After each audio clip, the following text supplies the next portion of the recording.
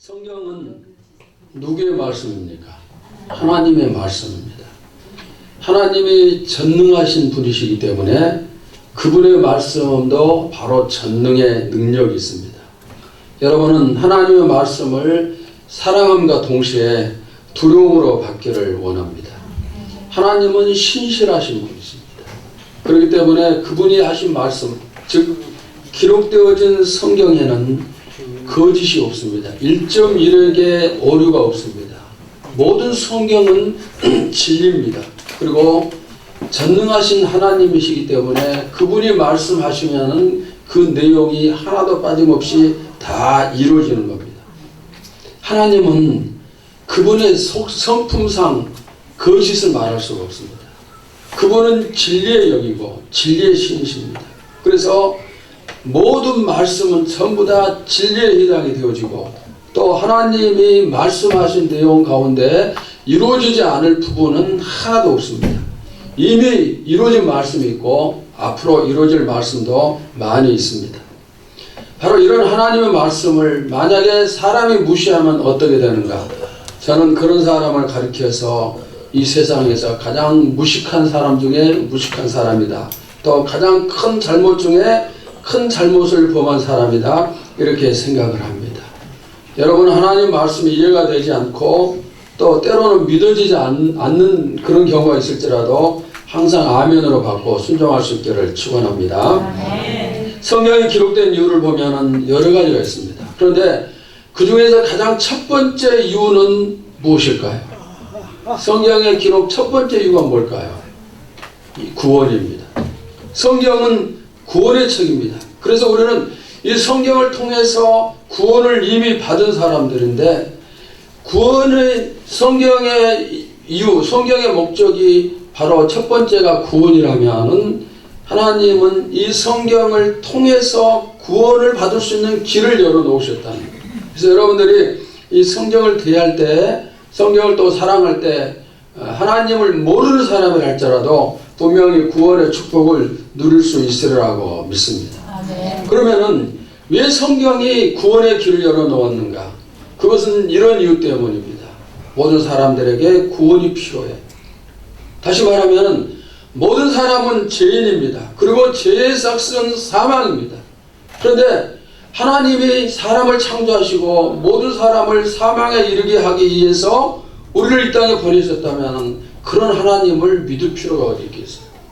하나님은 이 세상에 죄가 임했지만은 그리고 그 결과가 사망이지만은 새로운 계획을 허락하사 구원의 길을 열어놓으셨고 그것이 바로 성경을 통해서 우리가 발견할 수 있는 방법이에요. 우리는 태어나면서부터 죄인으로 태어나죠. 왜 그렇습니까? 인간의 조상인 아담이 하나님의 명령에 불순종함으로 죄가 이 땅에 들어오고 그 다음부터 태어나는 모든 사람은 죄의 유전을 받아서 죄를 지니면서 태어납니다. 그렇기 때문에 죄를 짓는 사람은 성경 말하기를 한 사람도 구원을 받을 수가 없어요. 그러나 하나님은 우리를 사랑하셔서 구원의 길을 마련을 하셨고 그 방법이 바로 성경을 통해서 찾을 수가 있다는 것입니다. 어떤 방법입니까? 독생자 예수 그리스도를 이 땅에 보내시고 모든 사람의 죄를 예수님께 뒤집어 씌우고 그분께서 우리를 위해서 대신 죽으셨습니다. 그러나 이것을 안다고 해서 인류가 구원받는 것은 아니죠. 나를 위해서 십자가 지신 예수 그리스도 그분을 내가 믿음으로 받을 때, 믿음으로 영접할 때 거기에 바로 구원이 있고 그리고 우리가 천국의 백성이 될 수가 있습니다. 우리가 매 주일마다 구약 성경 한 권씩 전체 요약해서 살피고 있는데 오늘은 요엘서를 살피고 있는데 근래 우리가 여러 성경을 살폈지만 그 성경이 기록된 배경이 전부 다 비슷하죠. 왜 기록이 되었는가? 하나님의 말씀은 동일했습니다. 내가 죄를 많이 범했다. 그러나 회개하고 돌이키면 용서해주고 구원을 주겠다. 이게 바로 하나님이 여러 성경에서 하시는 말씀이고 오늘 요엘서의 기록도 마찬가지예요. 구약의 선지자들이 일치는 말씀이 오늘 우리에게도 똑같이 적용됨을 믿습니다. 만약에 지금도 선지자들이 우리에게 소리친다면 회개하고 돌이켜라. 그래야 너희가 심판을 면할 수 있다. 이렇게 우리에게 말씀하시리라고 믿습니다. 오늘 하나님께서 요엘서를 통해서 우리에게 말씀하실 때 여러분의 영혼이 소성되기를 축원합니다. 죄악을 털어버리고 회개할 것을 회개하고 돌이키는 역사가 충만하기를 주님의 이름으로 축원합니다. 자, 첫째는 요엘서의 배경과 기록 목적입니다. 먼저 배경입니다. 요엘이 활동하던 시기는 그런 남쪽 유다의 선지자였는데 BC 835년에서 796년 사이에 활동을 했습니다. 그리고 이 요엘 선지자가 활동할 당시에 남쪽 유다의 왕은 요아스가 왕이었던 그런 시기입니다. 그 다음에 이 시기에 이 요아스가 왕으로 있던 이스라엘 주변의 그 배경을 살피면은 아수르, 북쪽에 있는 아수르가 훗날 이스라엘을 멸망을 시키는데 이 당시에는 그 아수르가 아직 강대국이 되지 못한 상태였어요. 그리고 이스라엘을 비롯해서 주변의 여러 나라들이 서로 도토리 키재기 식으로 이제 서로 세력 다툼을 하고 있었고, 남쪽으로는 강대국 애굽이 자리를 잡고 있었습니다. 그러니까 그 이후에 이제 시간이 흘러서 나중에 아수르가 강대국이 되고, 그 다음에 아수르가 쇠퇴하면서 바벨론이 또 강대국이 되고, 그러는 이제 상황이 계속되겠죠. 바로 이런 배경이 있었고, 그 다음에 기록 목적을 살피면 두 가지가 있는데, 첫째는 유다에 임박한 하나님의 심판을 경고를 하면서 여호와의 날, 여기서 여호와의 날은 심판의 날이라는 뜻입니다. 이 여호와의 날에 대한 두려움을 갖도록 하기 위해서 이제 기록이 되었고, 두 번째 기록 목적은 하나님이 모든 육체에 성령을 부어주실 날이 임할 것, 이것을 알리기 위해서 기록이 되었습니다. 이 두 부분에 대해서는 설교 뒤편에서 살피도록 하겠습니다. 자, 그 다음 두 번째는 요엘서의 구성을 살피면 두 단락으로 구성이 되는데, 첫 번째 단락은 1장에서 2장 17절까지입니다. 그리고 그 내용은 정말 상상할 수 없는 메뚜기 재앙이 임합니다. 그리고 앞으로 장차 임할 심판의 날, 즉 여호와의 날에 대한 경고의 말씀이고, 두 번째 단락이 2장 18절에서 3장 마지막 절까지인데, 여기에는 이스라엘의 회복과 축복에 대한 약속의 말씀입니다. 요엘서에 특별히 나오는 재앙이 한 가지 있습니다. 메뚜기 재앙이에요. 여러분 그런 영화 보신 적이 있는지 모르겠지만은 중근동 지역에서는 우리나라와 달리 메뚜기의 재앙이 상당히 심각한 재앙으로 자주 일어나고 있습니다. 이 메뚜기 때가 한번 지나가면은 땅이 황폐화 되어버릴 그럴 정도고, 모든 곡식이 다 정말 쓸모없게 되어버린 그 정도로 싹쓸이를 해버리는 겁니다. 그런데 요엘 시대에도 이 메뚜기의 재앙이 임했는데, 이때 이 메뚜기 재앙은 평소에 다른 재앙과는 달리 상상할 수 없는 더 강력한 재앙이었습니다. 나이든 노인들이 평생 한 번도 겪어보지 못할 대재앙이었고, 더 나아가서 설상가상으로 가뭄이 들었고, 곳곳에서 불이 나서 야생을 불사르고, 또 동물들과 가축이 물이 없어서 말라 죽어가는 그런 상황, 마치 전쟁터보다 훨씬 더 힘든 고통이 계속되는 상황이 바로 유다에 임했어. 어릴 때, 요엘 선지자 시대 때. 그러면은 왜 이렇게 힘든 상황에 처하게 됐는가? 요엘서 기록을 보시면 그 당시에는 성전에서 하나님께 제사를 드리는 일이 없습니다. 제사가 중단이 되었습니다. 이것은 무슨 말씀이냐면은 하나님과 이스라엘 백성 사이에 관계가 단절이 되어졌습니다. 관계가 단절됐다는 것은 하나님께 이스라엘 백성들이 정말 심각한 범죄를 범했다는 것. 여러분 구약의 역사를 살피면은 어느 때든지 하나님께 제사는 있었어요. 제대로 된 제사가 아닐지라도 형식적인 제사도 있었지만은, 그러나 요엘 시대에는 이 하나님께 드리는 제사까지도 중단되어 버린 그런 상태이기 때문에 하나님과 백성 사이의 관계가 얼마나 멀어졌는가, 얼마나 백성들이 하나님께 악행을 행했는가, 이것을 볼 수가 있는 겁니다. 바로 이런 제약 때문에 하나님은 어떻게 하십니까? 하나님 자신의 심판을 보여주시겠다. 여호와의 날의 심판이 곧 다가온다는 겁니다. 사람들은 심판이 올 때 이모저모로 대비를 하죠. 예를 들면은 지진이 일어나고 몰아닥칠 때 대비를 합니다. 그러나 대비를 한다 할지라도 방법이 없습니다. 겨우 한다는 대비가 어떤 것입니까? 더 높은 곳으로 도망가는 것밖에 없어요. 하나님이 심판하시기로 작정하시면은 거기에 대해서 우리가 무엇도 대비할 수가 없어요. 준비할 거 하나도 없습니다. 벗어날 길이 없다는 것입니다. 그런데 지금 요엘 선지자가 외치는 것은 이제 하나님이 심판을 하실 것이다. 그래서 여호와의 날, 심판의 날이 임할 것인데 우리가 거기서 벗어나기 위해서는 딱 한 가지뿐이다. 무엇인가? 회개하고 하나님께 돌이킬 때 그 진노에서 벗어날 수가 있다. 바로 이것을 선지자가 외치는 거예요. 오늘 우리에게도 이 선지자의 말씀이 들려지기를 바랍니다. 어느 시대를 막론하고 죄의 결론은 사망입니다. 심판입니다. 그런데 사람들은 심판을 두려워하지 않아요. 왜 두려워하지 않을까요? 우리가 잘못했을 때 하나님이 그 즉시 죄를 범하고 형벌을 내리시면 사람이 무서워서 범할 수가 없습니다. 그러나 하나님은 죄를 벌하시지 않아요. 아무리 많은 죄를 범해도 하나님이 그냥 보고만 계시는 것 같습니다. 그래서 사람들이 생각하기를 우리가 죄를 범해도 하나님은 관심이 없고 벌하시지 않는다. 그렇기 때문에 계속해서 죄를 범하는 거예요. 여러분의 생각은 어떻습니까? 왜 우리가 하나님께 제대로 돌이키지 못하나요? 왜 하나님 우리에게 말씀하시지만 순종하지 못하고 불순종이 많습니까? 상관이 없기 때문입니까? 심판하지 않기 때문인가요? 그게 아니에요. 하나님은 우리에게 지금 당장 불을 내리죠. 심판하실 수 있지만은 그렇게 하시지 않는 정말 우리를 사랑하시는 다른 이유가 있어요. 자, 베드로후서 3장 9절을 보십시오.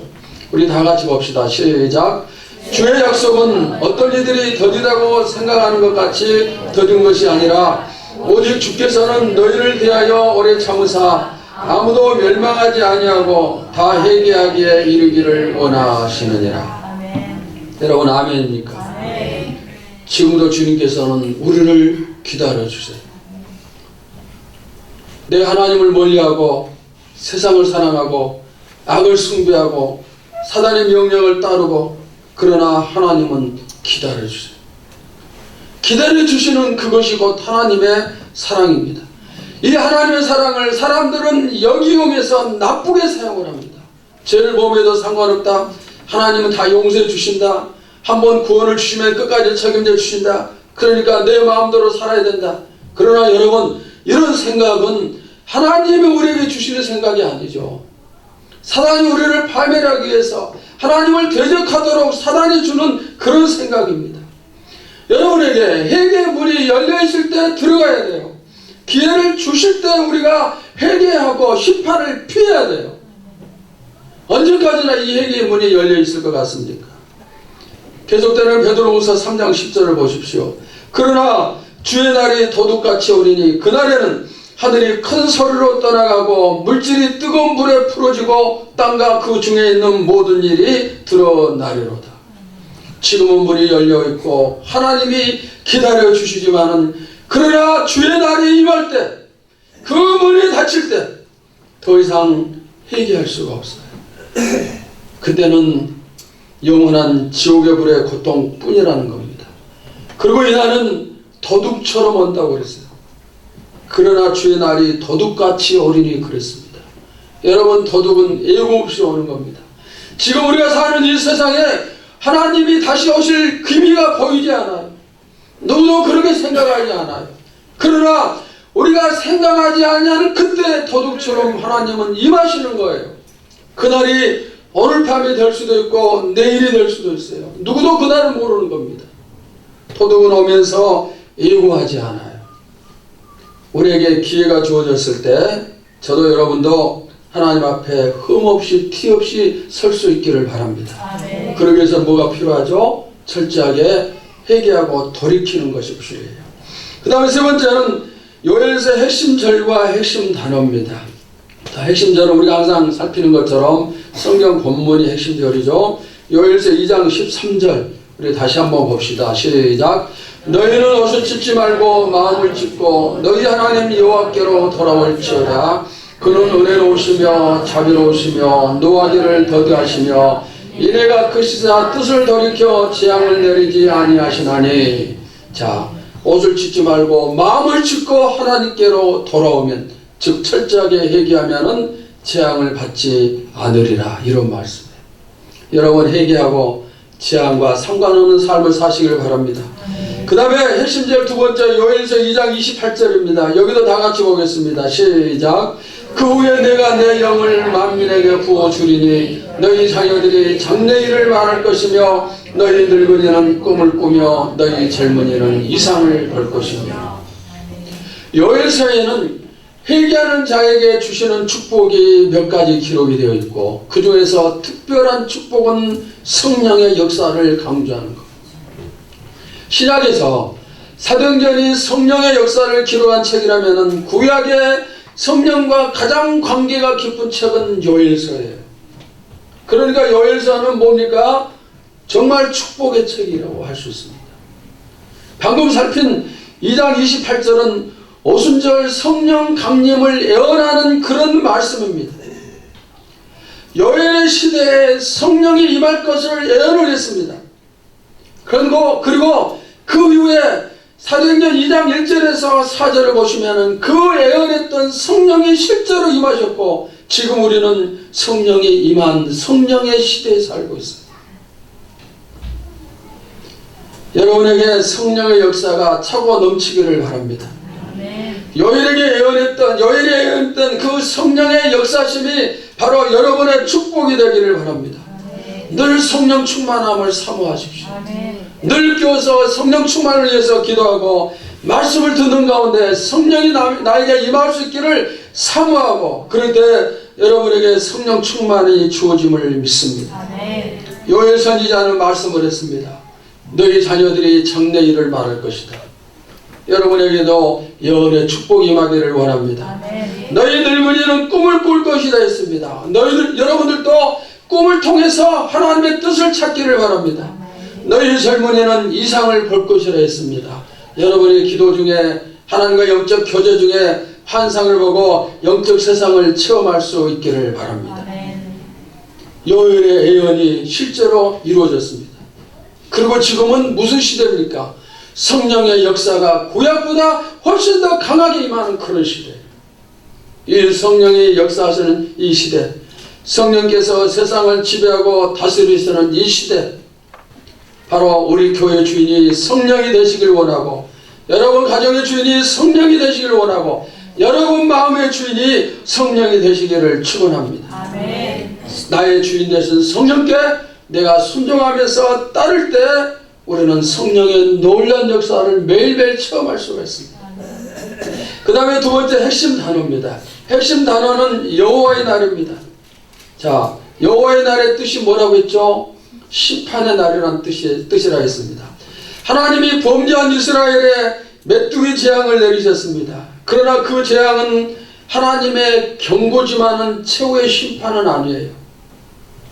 하지만 경고에도 불구하고 돌이키지 아니하면 나중에는 여호와의 날, 즉 최후의 심판이 임한다는 것입니다. 여러분, 하나님은 반드시 최후의 심판을 행하시는 하나님이십니다.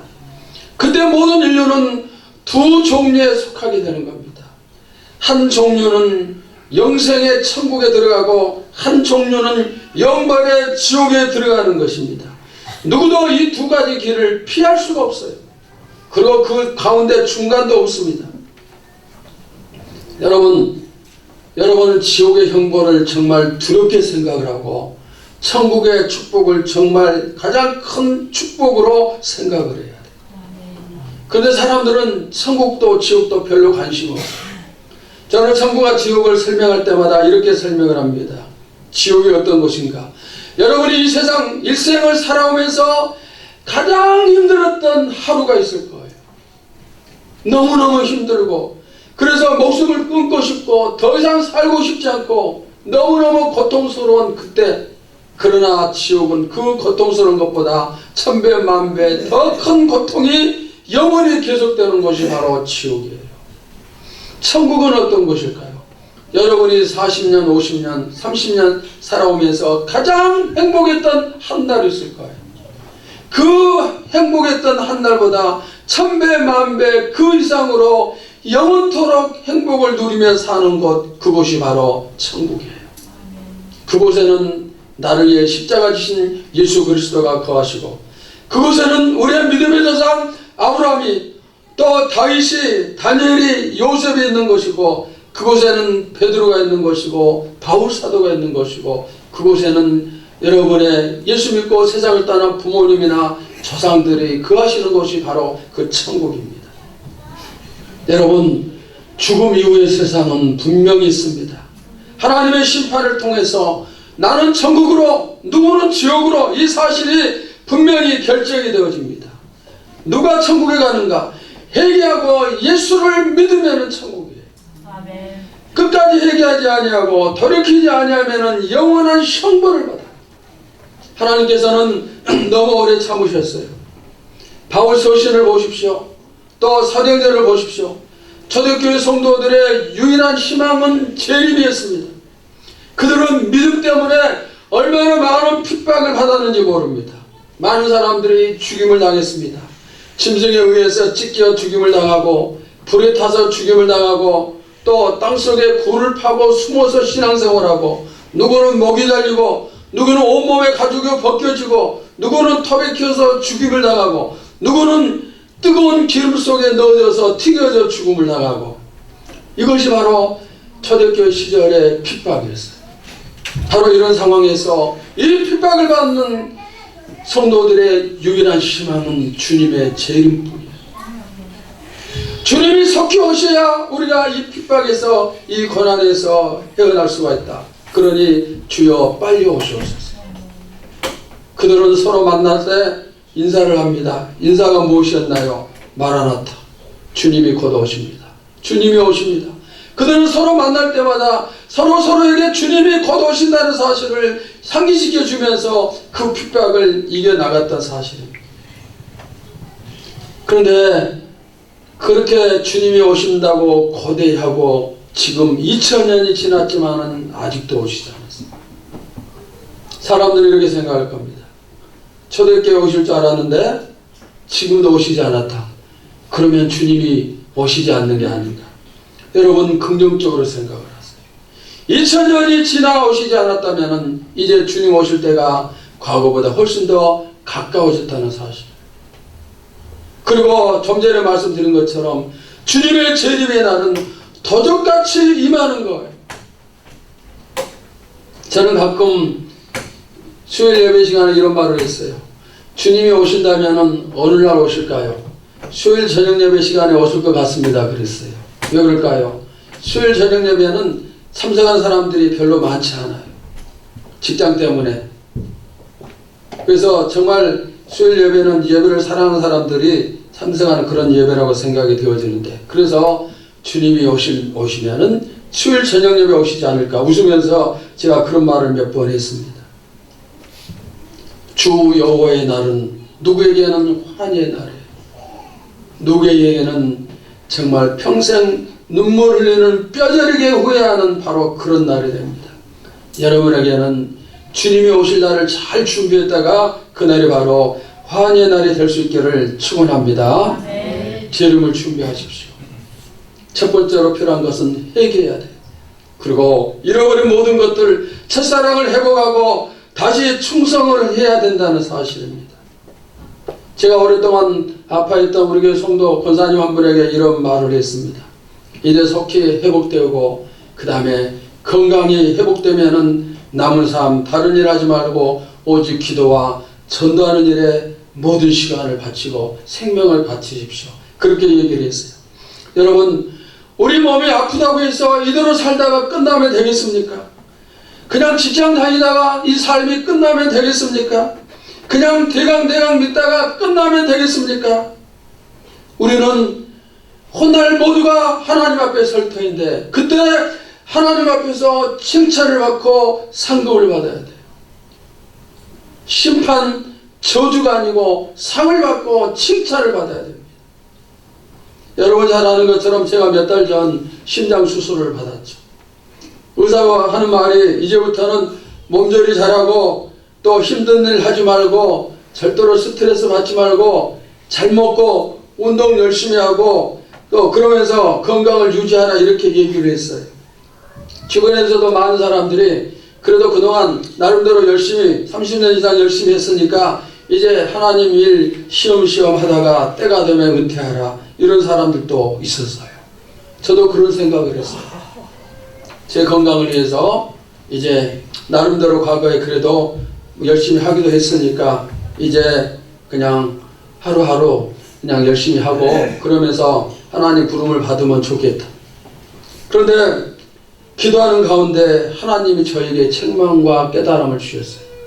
만약에 제가 지금부터 은퇴하는 시기까지 대강대강 시험시험 하나님의 일을 한다면은 그 기간을 하나님 앞에 섰을 때 책망받게 된다는 것. 책망받는 기간이 된다는 것이죠. 그래서 나의 남은 기간 동안에 내가 새로 시작한다 이런 각오를 가지고 다시 열심히 해야겠다. 다시 열심히 충성해야겠다 이런 생각을 하고 최근에 또 우리 배자모님 홈페이지 자꾸 옛날 동영상을 올렸는데 그걸 들어가면서 보니까 새로운 힘이 쏟아요. 다시 해야겠다.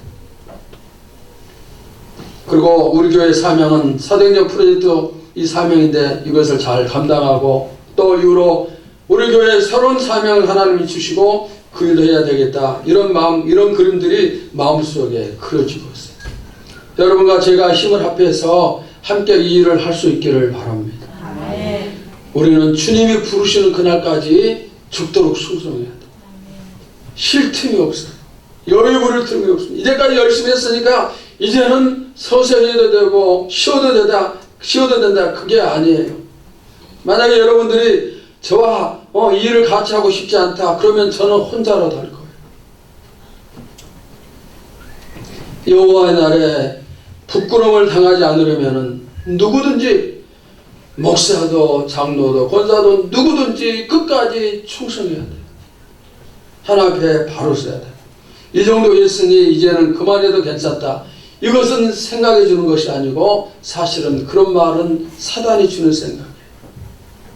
여호와의 날이 하루하루 가까워지고 있는 때 여러분도 잘 준비해서 하나님께 내어놓을 열매를 맺기를 바랍니다. 아멘. 심판대 앞에 서는 그날까지 아이들만 키우다가 서겠어요? 직장만 다니다가 하나님 앞에 서겠습니까? 돈만 벌다가 하나님께 서겠어요? 열매를 많이 맺어 그 열매를 가지고 하나님 앞에 서시기를 주님의 이름으로 축원합니다. 자, 그 다음에 네 번째로 중요한 내용 두 가지를 살피겠습니다. 중요한 내용 첫 번째는 회개하는 자에게 주시는 축복이 있어요. 회개하는 자에게 하나님이 주시는 축복이 요엘서에 세 가지가 있는데 첫째는 물질적인 축복을 주십니다. 하나님은 우리가 이 땅에서 물질의 축복을 받기를 원합니다. 온 땅에 비가 내리고 애양간에 가축이 가득하고 과수 안에 열매가 주렁주렁 열리는 축복을 주십니다. 우리가 회개하지 않아서 하나님이 예비하신 축복을 받지 못하는 일들이 너무나 많습니다. 저는 하나님께서 여러분을 위해서 예비하신 축복이 분명히 있다고 믿는 사람이에요. 그리고 그 축복이 이루어지기를 늘 기도하고 있습니다. 하나님은 우리에게 안 주셔도 상관없어요. 안 주실 수도 있고 주실 수도 있습니다. 모든 그리스도인들이 전부 다 가난하게 살아야 되는 건 아니에요. 예수님은 머리 들 곳이 없을 정도로 정말 형편없는 삶을 사셨고 주님을 따르는 제자들을 똑같은 삶을 살았을 겁니다. 수많은 신앙의 선배들이 가난 속에서 고통을 받으면서 고난을 받으면서 살았을 겁니다. 그러나 반대로 하나님이 주시는 축복을 누리면서 사는 사람도 많이 있어요. 하나님이 나에게 고난을 주시면은, 가난의 고난을 주시면은 감사함으로 그 길을 가면 되고, 하나님이 나에게 축복을 주시면은 그 길을 가면 돼요.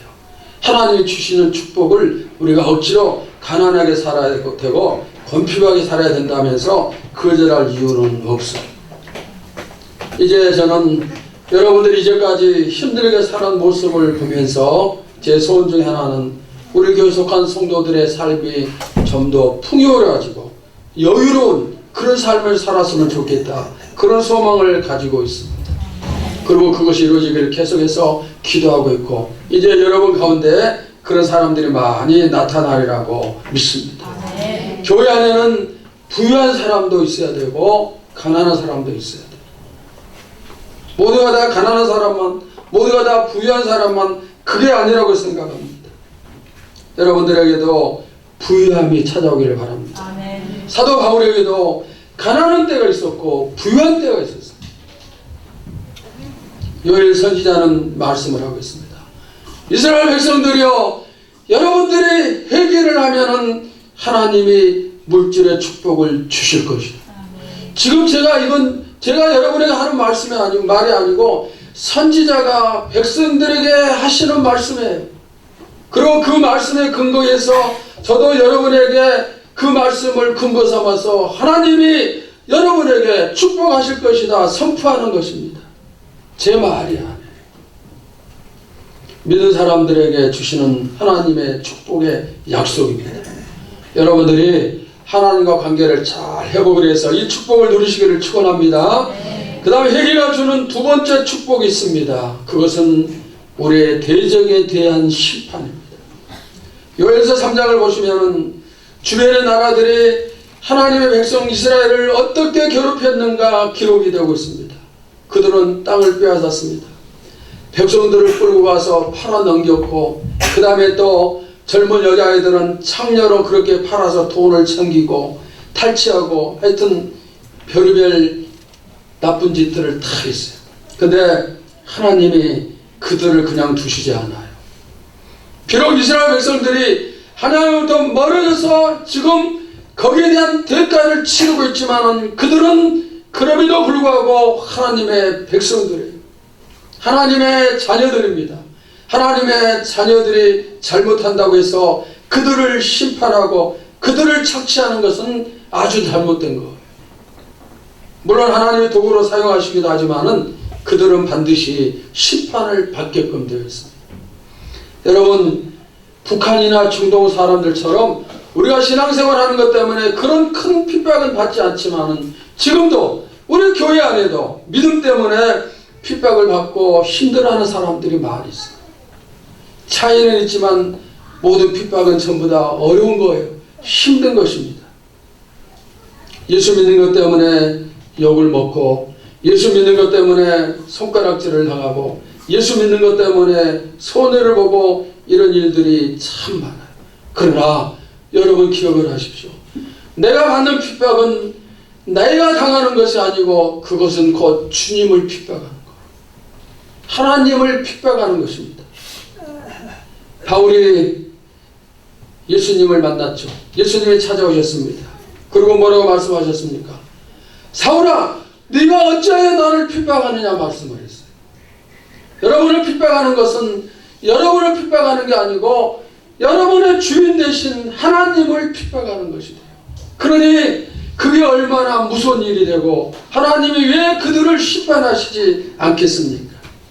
언젠가는 여러분의 모든 핍박을 하나님이 다 갚아주심을 믿습니다. 여러분의 원수를 하나님이 갚아주심을 믿습니다. 그때가 되기 전에 우리가 그들이 돌이키도록 기도해야 되겠지만은 끝까지 돌이키지 아니하면 그들은 하나님에 의해서 엄청난 심판을 받을 수밖에 없어요. 요즘 교회가 얼마나 많은 핍박을 받는지 몰라요. 그러나 여러분, 그것은 단순하게 교회를 핍박하는 것이 아니에요. 교회의 주인은 하나님이시고 교회의 머리는 예수님이십니다. 세상의 교회를 핍박하는 것은 주인 되신 하나님과 머리 되신 예수님을 핍박하는 거예요. 그렇기 때문에 그들의 심판을 벗어날 길이 없어요.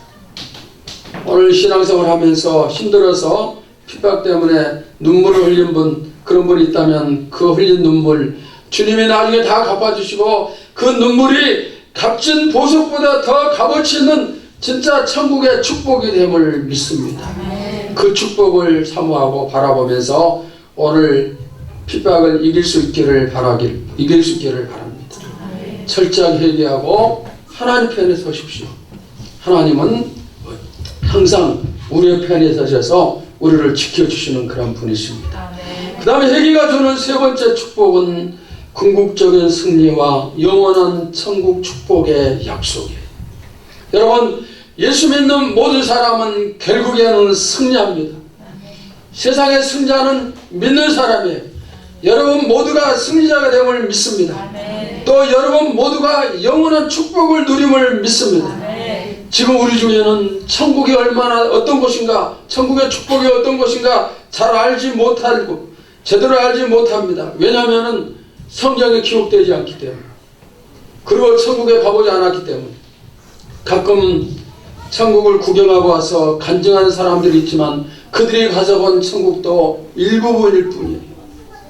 훗날 우리가 천국에 들어설 때 그곳이 어떤 곳인가, 지금은 희미하게 보이지만 그때는 확실하게 천국이 어떤 곳인가 보게 됨을 믿습니다. 그 천국이 여러분의 것입니다. 하나님이 여러분을 절대로 버리지 않고 누구도 하나님으로부터 우리를 빼앗을 수가 없습니다. 끝까지 지켜주시고 결국에는 천국으로 인도하고야 마시는 그런 하나님이십니다. 천국을 사모하십시오. 그 축복이 얼마나 큰 것인가 저도 여러분도 확실하게는 알지 못하지만 천국을 늘 사모하고 늘 거기에 관심을 두면서 여러분들이 기도하시기를 바랍니다. 그곳에는 나의 집이 있어요. 주님 먼저 승천하시면서 뭐라고 말씀하셨습니까? 너희의 예비할 초소를 마련하기 위해서, 우리의 초소를 마련하기 위해서 주님이 승천하셨습니다. 그곳에 우리의 신앙의 선배들이 있어요. 그곳은 우리의 믿음의 고향입니다. 내가 영원히 살 집이 바로 천국입니다. 바로 이 천국이 우리의 축복이 됨을 믿습니다. 그러나 회개하지 않으면 상관이 없다는 거예요. 나 같은 죄인 살리신 주님의 은혜가 얼마나 놀랍습니까? 이제부터 여러분 더 이상 하나님으로부터 멀어지지 말고 오직 주의 영광을 위해서 사시고, 그래서 승리하시고 천국의 축복의 주인공이 되시기를 바랍니다. 마지막으로 중요한 내용 두 번째는 성령의 충만을 받으십시오. 오늘 본문 요엘 2장 28절은 성령에 관한 예언의 내용이라고 했습니다. 베드로는 이 말씀을 오순절 성령 강림의 근거의 말씀으로 받았어요. 그리고 실제로 그렇게 됐습니다. 사도행전 2장 1절에서 4절 보시면 요엘이 예언했던 성령의 임재가 이루어졌습니다. 여러분에게도 이미 성령이 임했음을 믿습니다. 지금은 무슨 시대요? 성령이 가장 강하게 역사하시는 그런 시대입니다.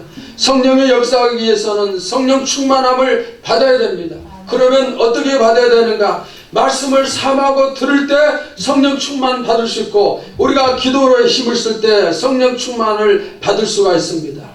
요엘 선지자는 성령이 임하면은 너희가 예언을 하고 꿈을 꿀 것이다, 환상을 볼 것이다, 이렇게 말씀하고 있습니다. 오늘 저도 여러분들에게 이 축복이 임하기를 소원합니다. 여러분이 성령 충만을 받아서 꿈을 꾸고 예언을 하고 환상을 보고 하나님과 만남이 이루어지기를 축원합니다. 하나님께서 우리에게 응답하심을 믿습니다. 우리 교회의 사명은 사도행전 프로젝트예요. 또 우리 세 가지 비전 중 하나는 사도행전적인 교회가 되는 것입니다.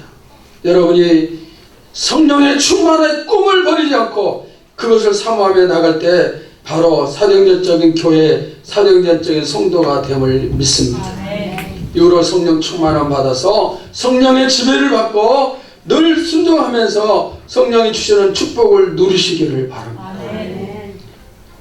참으로 안타까운 것은 모든 교회들이 기도가 약해지고 성령 충만함을 사모하지 않아요. 금요일 철학 기도가 약해지고 새벽 기도가 약해지고 있어요. 금요일 철학 기도는 정말 한국이 성령 충만함을 받는 기도의 통로 역할을 했습니다. 새벽 기도회는 우리나라에서 시작이 되어져서 다른 예국 교회로 수출이 되어진 수출 1호가 바로 새벽 기도입니다. 그러나 지금은 약해지고 있어요. 여러분, 목사가 기도하지 않으면 세상 지식만 가르치는 목사가, 장로가 기도하지 않으면 목사의 동력자가 되지 못하고, 권사를 가르쳐서 교회 기도의 어머니라고 말하지만 권사들이 기도하지 않으면 교회의 시어머니가 되는 거예요. 기도하세요. 기도에 다시 힘을 쏟기를 바랍니다. 요엘의 예언이 120명이 모여서 전심전력으로 기도할 때 오순절 마가의 다락방에서 놀랍게 이루어진 것처럼 이제 우리 교회도 다시 기도에 힘을 쓰고 모이게 힘을 써 전심전력 기도함으로 말미암아 모이는 시간 성령의 충만함이 성령의 놀라운 역사가 차고 넘치기를 축원합니다. 오늘 여러분에게 이 회개의 불이 붙고 기도의 물이 붙고 그래서 성령의 충만함 속에서 마지막 세상을 승리하며 주께 영광 돌리시기를 주님의 이름으로 축원합니다.